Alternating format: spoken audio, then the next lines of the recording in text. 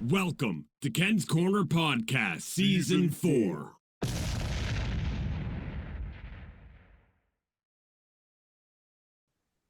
Hey guys, it's Ken from Ken's Corner, and we got the panel today. But today, we're not a Leaf fan panel. We are, but we're not. But today, we're a Keith Acton fan panel. Let's welcome to our panel, guys, Mr. Keith Acton.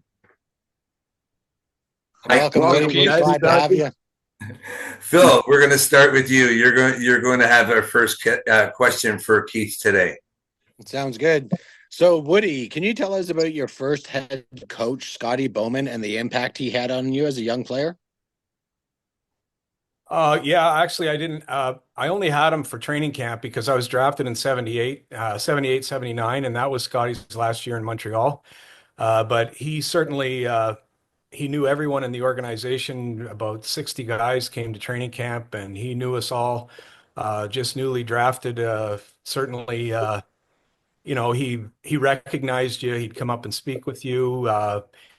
He would challenge you. I was only there for about a week, but certainly you could tell immediately what the Montreal Canadiens were all about, what they were like, what they stood for, and that was winning. And he would, like I said, he would challenge you and he would ask questions to check your character, what your commitment, your desire, your dedication would be. And certainly, like I said, he did that with everyone. George, you have the next question for Mr. Acton. Sorry, Keith. Keith. Can I address you as Mr. Acton or Keith? No, Keith. Mr. Acton was my father. Oh, okay. Oh, Keith. So you played for Canada 3 times. Can you tell me about the experience and what it was like playing for your country? Yeah, for sure. I mean, the World Championships were always at a time when the regular season ended in the NHL, and it would be a collection of players that either I hate to admit this, their team missed the playoffs or they got beat out in the first round, and they would put a team together. And certainly, I enjoyed the experience because when the season ended abruptly like that, you still wanted to be playing. So it gave you an opportunity to go and play, represent your country, and play in the World Championships. And it was always a very positive experience.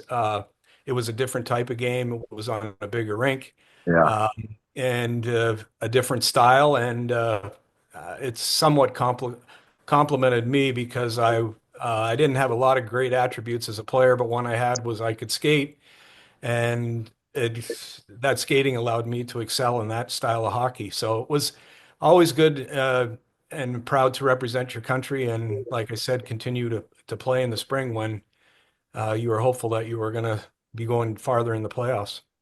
Yeah, and for what sure. were the outcome of these times, your 3 times? Did you win a gold medal during this time? No, never won a gold medal, but we had competitive teams, and certainly, as you know, for Canada, anything short of a gold medal is unacceptable. That's our standard, and we didn't quite get it done. Thank you. Gord, you're up next. Well, Keith, what was your feeling having to wait to be drafted, and how did you feel when your name was called by the Montreal Canadiens? Well, in those days, there wasn't really how I remember it. The draft wasn't in a big venue, and nobody went to it. And I got to be honest with you, I was working for a pool company in Stouffville here, and I was at work all day long, and I didn't know until like 7 at night. The draft was in the daytime, and I didn't know who I'd been drafted by or whether I had been drafted. And certainly, it was a proud moment for me to have been drafted by the Montreal Canadiens. Some would say that they would have rather been drafted by another team where maybe not as good of an organization or good a team or as deep an organization, because it would give you a better opportunity to get to the NHL maybe quicker. But for me, I wasn't ready for the NHL no matter who had drafted me, and there was no better place than to play in that organization and learn and develop. Yeah, Keith, you had some pretty good seasons right there in Montreal. I think you scored 36 goals in that 1 year. But in 1983, you were traded to the Minnesota North Stars. That, I believe, was your first trade in your career. Can you tell us the feeling behind getting traded? And you still came out and I believe scored 17 other goals that same season in Minnesota. How did that work out for you in Minnesota? How was it like playing in a new city? Yeah, I mean, it was very difficult time for me because I love playing in Montreal, and it's hard to think of a better place to play than for the Montreal Canadiens. But when you become a pro hockey player, you always say that you accept the fact that you could be traded, but I don't think you ever accept it until you have to experience it. And I was, pretty disappointed. But when you start to look at it, you don't look at it as somebody didn't want you. It was that somebody else really wanted you, and they traded for you. And we had some good teams in Minnesota. The culture was different. I don't think they really understood the formula for winning like they did in the Canadiens organization. Um, but we went to the semifinals and had some success there. And Minnesota was a good place to play. Yeah, a great hockey country. That area I think is one of the best in all the United States of America as far as fans' knowledge on hockey as well. So that's thank you so much for that answer, Keith. Phil, you're next up, I believe. Yeah, Keith, you played for Roger Nielsen, Glenn Sather, Mike Keenan, some of the most winningest hockey coaches in history. What are some of the traits that you picked up from playing under such great head coaches? Well, certainly, being able to play for so many good coaches. I played for Al Arbor as well, who was maybe recognized as one of the best, and John Muckler, along with Sather, started in Montreal when Bowman was still there. You mentioned Roger Nielsen. And they all had, there's a lot of different job descriptions for a coach. And certainly all of them would have, attributes that would make them right at the top of some of those job descriptions, like I remember Glenn Sather, he was the best at, and might be the most important uh, knowledge that you have about coaching is, about 5 minutes into a game, he would know at that moment who had it tonight and who didn't. And that's probably the most important one in the sense that as a player, there's nothing more frustrating that when you know you have it that night and your coach can't figure it out. And the other side of that, there's nothing more frustrating when you know you don't have it and he's not figuring it out. So that was maybe Sather's strongest attribute. Roger Nielsen was a real technical guy with systems and structure. And many have said about Roger, he was the greatest coach ever for a bad team. He could make them competitive because of that. And an example of that was probably Florida, their first year in expansion. They almost made the playoffs with not a lot of talent and a lot of scoring. So that was what he was really strong at. Muckler was a technical guy, but then again, as I say about Al Arbor, he was the strongest one of all of them based on the fact that he was right at the top of the list of all the job descriptions of a coach, from X's and O's, running practices, bench management, teaching and nurturing, disciplining. The list of a coach duties goes on, and he was by far the best because he was great at all of them. That's amazing, amazing story. Such great, talented coaches that you've been involved in. So that's amazing. Yeah, I was very privileged that way because learning from them probably helped my career with regards to coaching. So I was very privileged to have had so many good ones that you could learn from. Yeah, we're going to get to your coaching career in just a second. But we got 14 years of Keith Acton career of playing time that we still want to talk to you a little bit about. George, you're next up on the questions. Keith, you played in over 1,000 NHL games. and you scored 226 goals. Which was your most memorable goal, and who did you score against? I mean, obviously, uh, the goals part of it, you're always, your dream is to play in the National Hockey League, and uh, to score your first goal in the NHL is a pretty big deal. Um, and I remember it was in St. Louis against Mike Liut. So I don't, and I think probably one goal that I'm extremely proud of is in the 1988 Stanley Cup Final. In game one, I scored the game-winning goal. We won 2-1, and so that was a night where I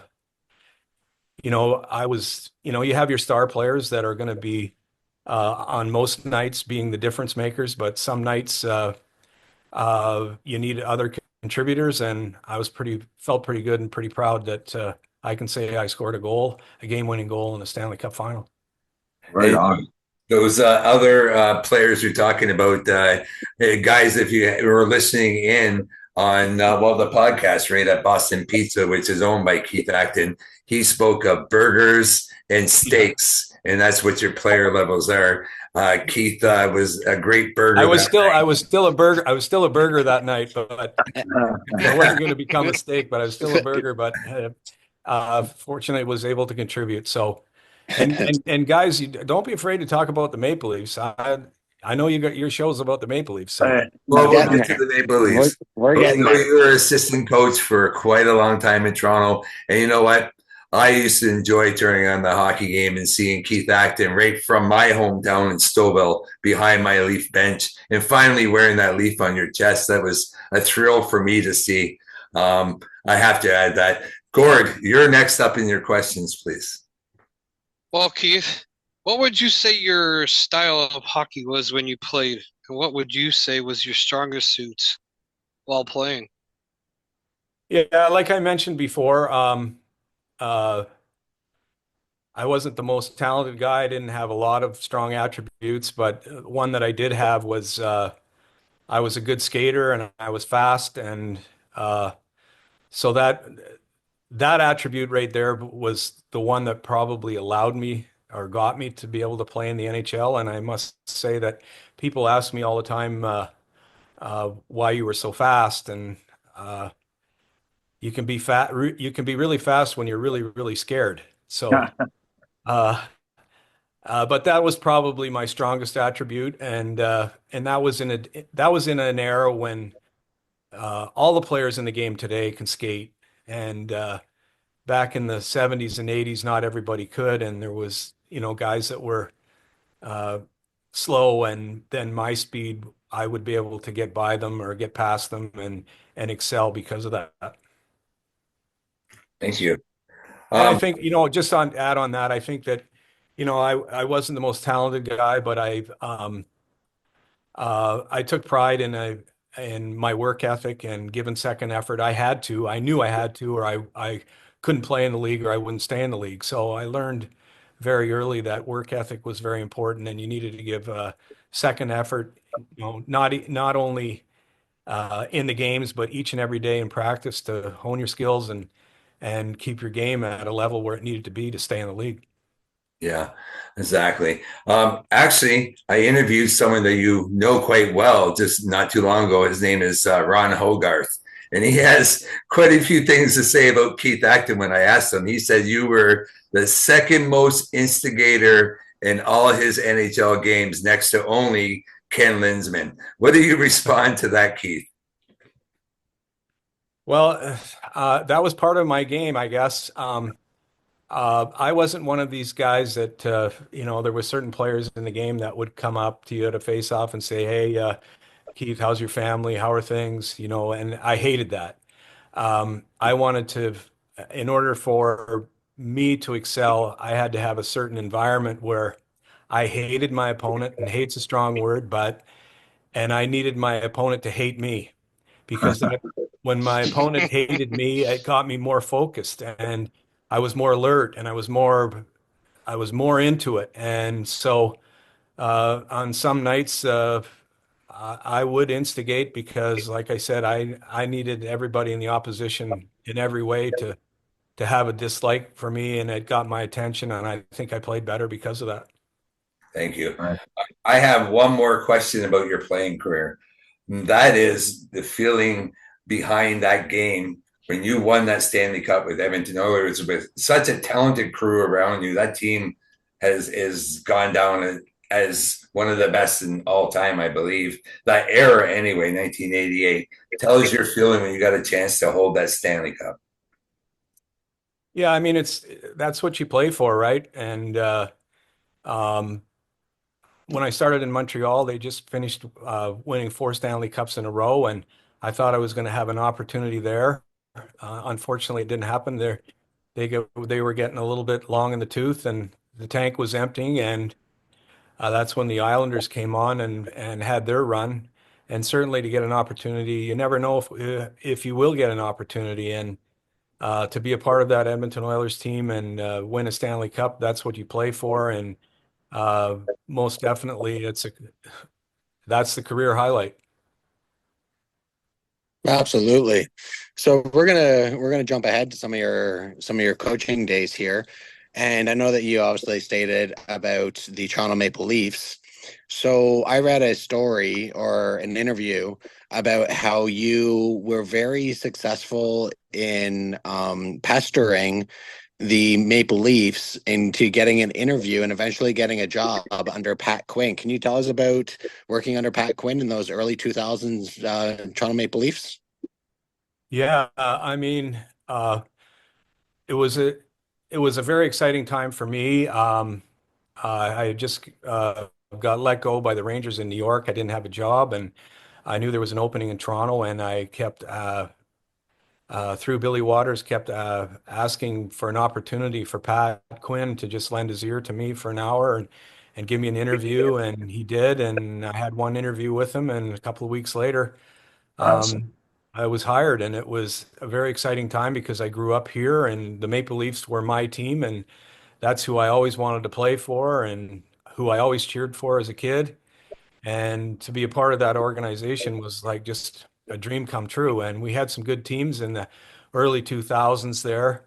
Um, we had a different model in those days. There was no salary cap, and how the Leafs were really able to be competitive, obviously by, drafting and trading and nurturing their own prospects and players. But it had an advantage with the fact that the Leafs could spend as much or more than most. And every July 1st, they were able to purchase free agents. I know when I started there, we got Gary Roberts and Shane Corson as free agents. And then at the trade deadline, because we were able to spend and get players on July 1st, you were able to, at the trade deadline, trade some of your prospects for potential, key players that might get you there to win a Stanley Cup. But the model all changed in 2004 with the cap because we had to reduce our salaries from about 70 million to 40, which was crippling for your team, and the cupboard was bare with regards to prospects. So there was after that, there was a rebuild process for the Maple Leafs, but certainly in the early 2000s, uh, it was a fun time, and no better man to work with or for than Pat Quinn. He was as fine a man as you'd meet, not only in hockey but in life, and just a great, great human being. You actually just mentioned my next question for you is Gary Roberts. So there was a time when Gary Roberts was out on an injury, and he came back, and the management wanted him to go down for a conditioning stint. And his answer to the management of the Maple Leafs was, "Why would I do that? I just had a Keith Acton conditioning stint." Uh, can you tell us what your conditioning stint or your conditioning consists of? Well, I was a lot younger then than I am now, and I was still skating pretty well. So we'd have some really intense, extensive skates, if you will. And there, it's funny as a hockey player, you go through times when you think you're tired and you need rest, or do you need more work because you're not in the best shape? And more times than not, it's because you're not in shape. It's not that you're tired. And so part of my job description was to work with the players on ice. We had training staff for in the gym and everything, but part of my role was to skate the players that were either injured or not playing on a particular evening. And I would do it with them. I loved it. And if I could do it, they better be able to do it. So, yeah, I enjoyed that part of my role. There's nothing better as a player than when you get in a game and you feel really good. And it's because you've done the work before the puck dropped for the game. So, I enjoyed that part of my job description. Thank you. Thank you. Phil, do you have any more questions? Well, I know that Gary Roberts didn't enjoy that part of your job description, as stated in that interview that I read, that he said that you were the bane of his existence, trying to get back into shape. I got to tell you, this is I had to skate when I was coaching in New York. I had to skate Wayne Gretzky once, and your credibility is on the line, because if you let the star off the hook and you skate the burgers, but you let him off the hook, and Wayne Gretzky says, "I retired because of Keith Acton bag skate." Oh, that was actually going to be one of my questions, was that you're a burger playing with a steak in Edmonton. You get a coaching job with the Rangers in '99, and it's Gretzky's last year. And here's you, the self-proclaimed burger, out there screaming at Gretzky to skate. How did Gretzky take some of that sometimes? No, he was good. He was always very respectful of everybody and respectful of coaches. And it's the best star players. They know that they have to set the example. And there may be days when they play a lot of minutes the night before, and it would be beneficial for them that they needed a day off, but it wasn't in the best interest of the group. The group needed to practice. So, a real star would, go out there and work as hard as anybody, or harder, in a practice that maybe they didn't need, but that's who he was and how he conducted himself. That's great. You know what? It is Toronto, and this is the Leaf Fan Panel usually. I want to talk about Craig Berube and your interactions. Give us a good Craig Berube story. I know you gave us a great one last time, so maybe you can pull another one out for us. Well, he's he I'll tell you this about Craig. He's he obviously made his way into the league as an enforcer and a tough guy, a fighter. But I have great respect for players that they want to be more than that, and they work on their game every day. And when you look at Craig, he didn't have, when he first came in the league, he had one attribute, but he made himself have many attributes. And if I'm not mistaken, he squeezed so much out of his potential. I think he played over 1,000 games, if I'm not mistaken.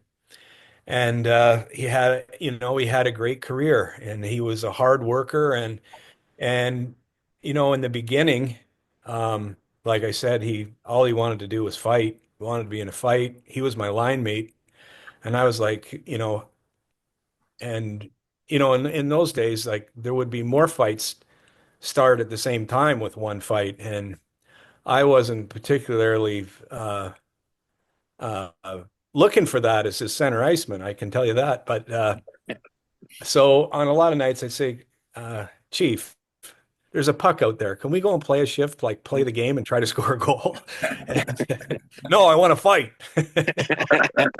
But anyways, I'll tell you what, he's been a student of the game, and you can see now with the Maple Leafs that we're 20 games in, and he's having a positive effect on how he's coaching. If you look at, I think, I mean, I don't watch all the games, but if they're on a bit of a roll right now, We are.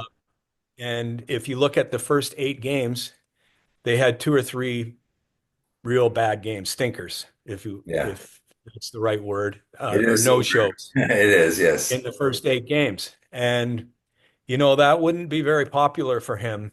And as you can see now, there seems to be more consistency in their play. There's not they'll have more of those nights before the year's out, but not as many. is what I predict. And if you look at the team right now, I'm a person that always, when I look at a team that's going to have success, I look at their goals against. And right now at 20 games in their division, um, I think they have the best goals against at 50. Tampa Bay has a few less, but they played less games. So they catch up their games. They're going to go past that. So the Leafs have the best goals against in that division. And that's a real significant thing to always look at, uh, for future success. And if you can hold the opposition to 2.5 goals against on a consistent basis, I like your chances of winning the hockey game. And if that's how you learn to play over 80 games, that will transition you into playing a brand of hockey that has a better chance once you get into the playoffs. And if you look at the teams that are, the best right now, it's not how many goals maybe they score, it's they keep that number down. And, like Winnipeg's doing it, Minnesota's doing it, Dallas is doing it, the Rangers are doing it, Carolina's doing it. These are top teams, and Berube Chief has got. I think he's got the Leafs focused on that. I mean, they made some improvements. They think they've upgraded the defense and upgraded the goaltending, and maybe they have. But part of it for a goaltender, and I've never played goal, but I think what they're doing as well. You're going to give up chances, but I remember Curtis Joseph always telling me, he'd say, Woody, please, I know I'm going to have to make some big saves, but let's just play with some strategy where the save I have to make has some form of predictability to it. And that's significant and important for a goalie. And I think the Leafs are doing that for their goaltending better than they have in the past. And that's a tribute to Chief. Yeah, that's for sure. Thank you very much for that. Actually, we're just in our last few minutes here. I just want to again congratulate you for winning in your election here in Stouffville. Although I'm in a different ward, so I didn't get a chance to vote for you, but I did as mayor, just so you know. I'm very happy that you're a councillor right here in Stouffville. How is that treating you? Are you enjoying your life as a politician?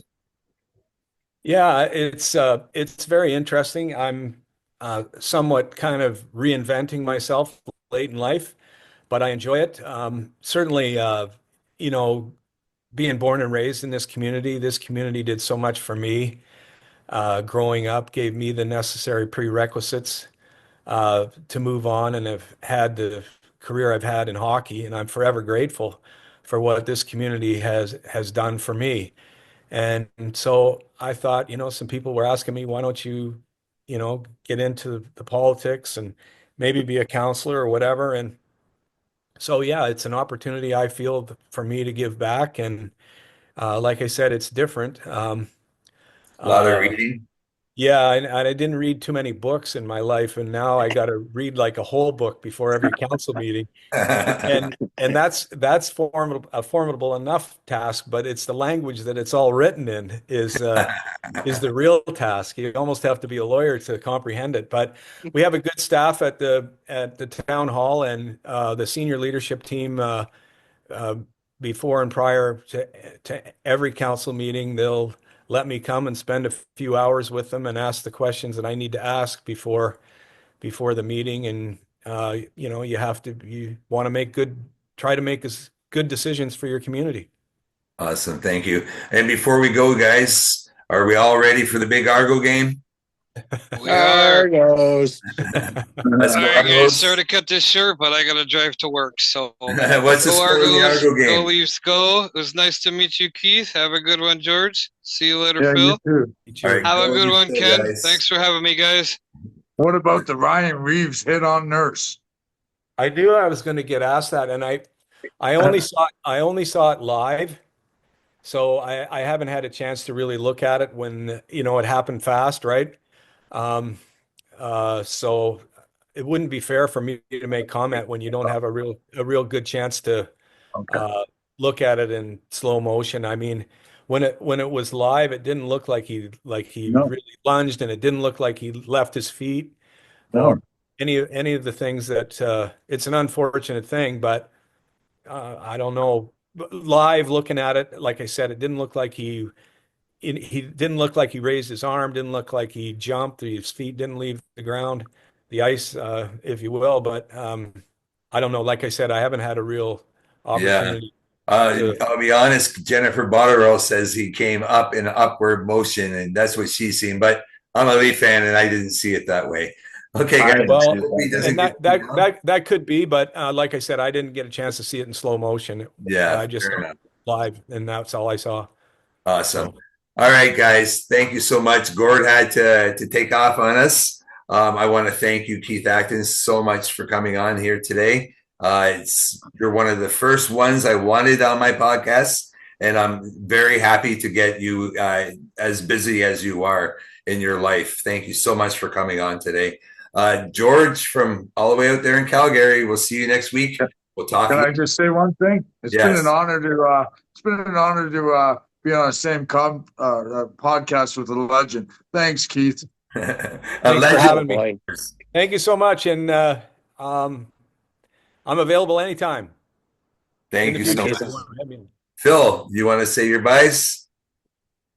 Yes, absolutely, Keith. It's always a pleasure. We've done this a couple of times now, and I always look forward to the chat. Thank you. Thanks so much. Okay, you have a great day, guys. I'm Ken from Ken's Corner, and today on Leafs Fan Panel, it was actually renamed the Keith Acton Fan Panel, and it was lots of fun. Thank you very much, Woody, for joining us here today. And Thanks, Brett. go Argos, guys. Go Argos.